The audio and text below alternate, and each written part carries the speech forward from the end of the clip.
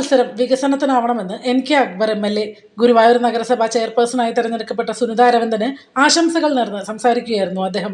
നഗരസഭയിൽ ഭരണകക്ഷി പ്രതിപക്ഷമൊന്നുമില്ല. അതുകൊണ്ട് തന്നെ കൗൺസിലിൽ പ്രതിപക്ഷ നേതാവുമില്ല. എല്ലാവരും ഒരുമിച്ച കക്ഷി രാഷ്ട്രീയ കൗൺസിലിൽ ചർച്ച ചെയ്യാറുണ്ട്. കൗൺസിൽ പൊതുവായ നാടിൻ്റെ വികസനത്തിന് വേണ്ടിയുള്ള പ്രവർത്തനങ്ങൾ, വാശിയേറിയ മത്സരം കഴിഞ്ഞിരിക്കുന്നു. ഇനി മത്സരം വികസനത്തിന് വേണ്ടിയായിരുന്നു. എല്ലാവരും ഒരുമിച്ച് ചേർന്ന് ഒറ്റക്കെട്ടായി പ്രവർത്തിക്കാൻ കഴിയണം. സുനിതയെ എല്ലാവരും സഹായിക്കണം. ഈ കൗൺസിൽ എല്ലാവരും ഒരുമിച്ച് പ്രവർത്തിക്കുന്നവരായി മാറണം.